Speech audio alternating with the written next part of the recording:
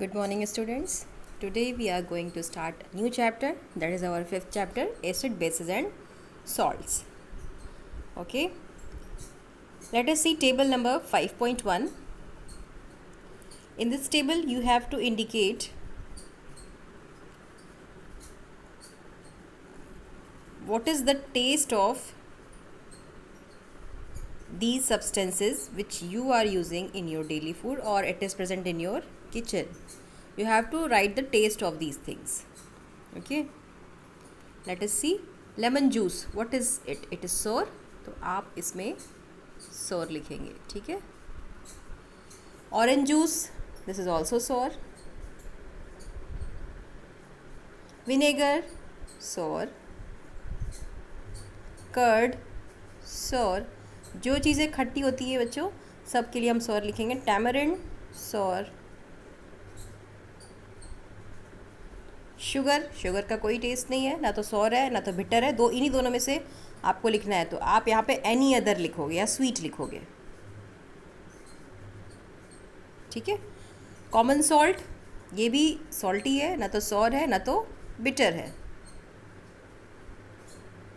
Baking soda, sorry आंवला. आंवला भी खट्टा होता है, सॉर. बेकिंग सोडा बिटर, कड़वा होता है ये.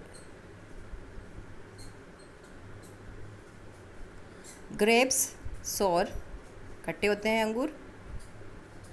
अनराइप मैंगो, कच्चा आम, ये भी सोर होता है. Cucumber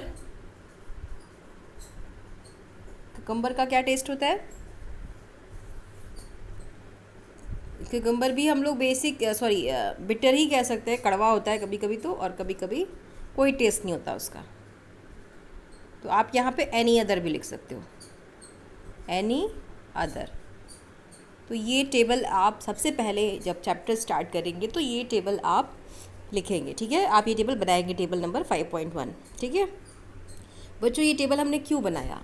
because this thing is indicating about acid and base. ठीक है. Acid are those substances which are sour in test. जो भी चीज़ें आपको खट्टी फील हो रही है, सब में क्या है? एसिड है. और जो चीज़ें आपको बिटर महसूस हो रही हैं, they all have basis. Okay, so acids are sour in taste and bases are bitter in taste. ठीक है. let us move forward, आगे बढ़ते हैं. ये टेबल बनाने के बाद हम लोग एसिड और बेस की डेफिनेशन लिखेंगे. ठीक है. अच्छा, अब जिन चीज़ों का टेस्ट हमें खट्टा फील हो रहा है, दे आर एसिड्स. और हम बोलेंगे कि उनका केमिकल नेचर कैसा है? एसिडिक. ठीक है. क्योंकि ये जो एसिड वर्ड है ना, this acid word is coming from a Latin word easier. ठीक है. इसका क्या मतलब होता है? इसका मतलब ही होता है सॉर, मतलब खट्टा. तो मतलब जो चीज़ें खट्टी हैं सब क्या है? एसिड्स हैं. ठीक है. तो अभी ये चीज़ें हमें नेचुरल चीज़ों में, हमने ये टेबल देखा ना, सारी तो नेचुरल चीज़ें हैं, चाहे वो लेमन हो, आंवला हो, टैमरिंड हो, सभी नेचुरल चीज़ें हैं. तो इनमें जो एसिड है, उस एसिड को भी हम क्या बोलेंगे? Natural acid. ठीक है. तो आप क्या लिखोगे? पहले तो आपने टेबल बना लिया. टेबल बनाने के बाद आप क्या करेंगे? एसिड हेडिंग डालेंगे. ठीक है. You will give the heading acids. और ये बिल्कुल यहाँ से आप स्टार्ट करोगे. दीज सब्सटेंसेस, आप दीज को क्या कर लेना? दोज. ठीक है. दीज को क्या कर लोगे? दोज. दोज सब्सटेंसेस, आगे ऐड कर लेना विच. WHIC, H मैं यहाँ नहीं लिख पा रही हूँ, नीचे लिख दे रही हूँ. ठीक है. WHICH. Okay. So you will write those substances which taste sour because they contain acids. ठीक है. सॉरी बच्चों, आप ये एक्चुअल में लिखो ही मत, मैं आपको खुद लिखवा दे रही हूँ डेफिनेशन. यहाँ पे बहुत अच्छी डेफिनेशन नहीं है. ठीक है. तो मैं आपको एसिड की डेफिनेशन लिखवा रही हूँ. आप हेडिंग डालोगे एसिड्स. ठीक है. क्या होगी definition?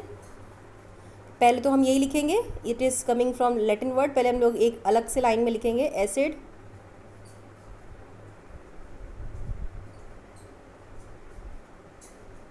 word is derived from Latin word acer, which means sour. ठीक है, पहले आप ये लिख लेंगे एक लाइन में. इसके बाद हम क्या लिखेंगे?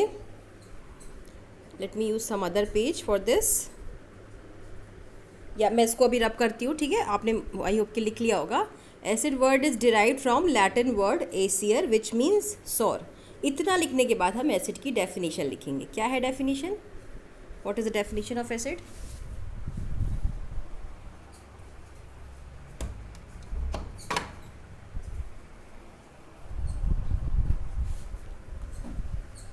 अब मैं आपको फिर से डेफिनेशन लिख के दिखा रही हूँ.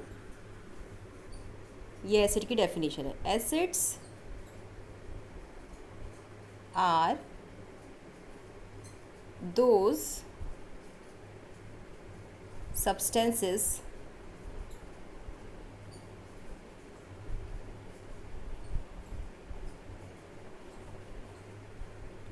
which are sour in taste.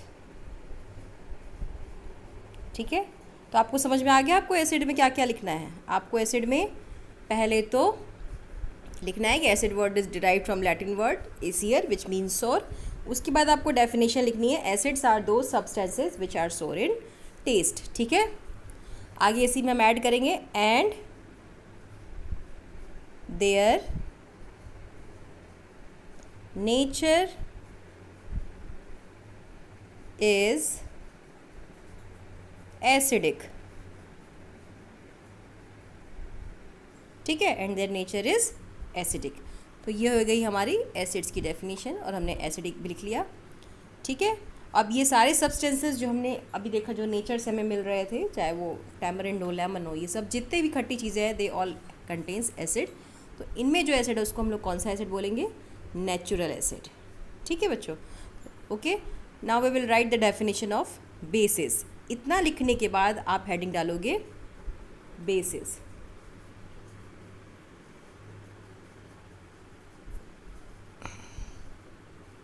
Basis की डेफिनेशन यहाँ पे क्लियरली दी हुई है, हम यहाँ से उतार भी सकते हैं. आपने बेसिस से हेडिंग डाला.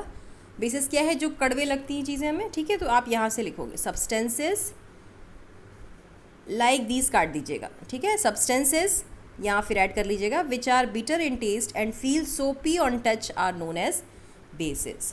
ठीक है, ये हो गई बेसिस की डेफिनेशन. सब्सटेंसेस लाइक दीज काट देंगे आप which are bitter in taste and feel soapy on touching are known as bases. ठीक है, बेसिस क्या होते हैं? कड़वे होते हैं और वो छूने पे हमें कैसे लगते हैं? साबुन जैसा फील होता है वो. जैसे आप साबुन भी यूज़ करते हो तो एक सोपी सोपी सा फील होता है ना आपको. तो ये बेसिस की प्रॉपर्टी है. बेसिस ऑलवेज आर सोपी इन टच. वो हमेशा ऐसे ही होते हैं. ठीक है, साबुन में भी बेस होता है इसलिए वो सोपी होता है. ठीक है, अब जो चीज़ें बेस जिसमें हो रहा है कंटेन, जिसमें जो बेस कंटेन कर रहा है, इसका नेचर क्या हो जाएगा?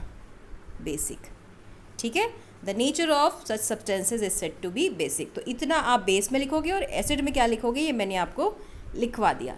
ठीक है, लेट अस मूव फॉरवर्ड. इसको क्लीन कर ले पहले. ओके, अब हम आगे बढ़ते हैं.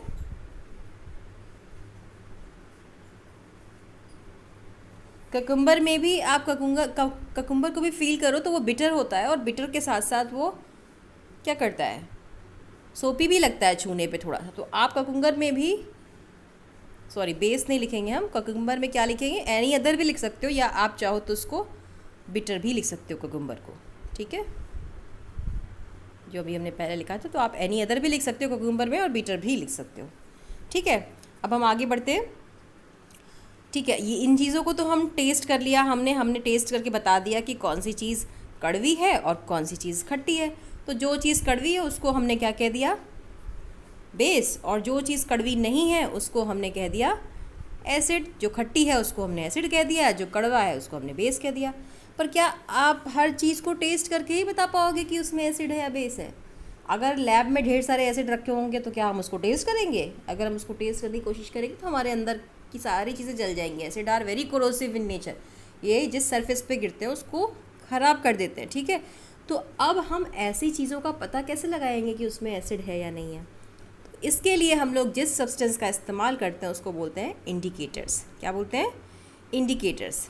तो इंडिकेटर्स आर दो substances which are indicating about acid और base by changing its colour.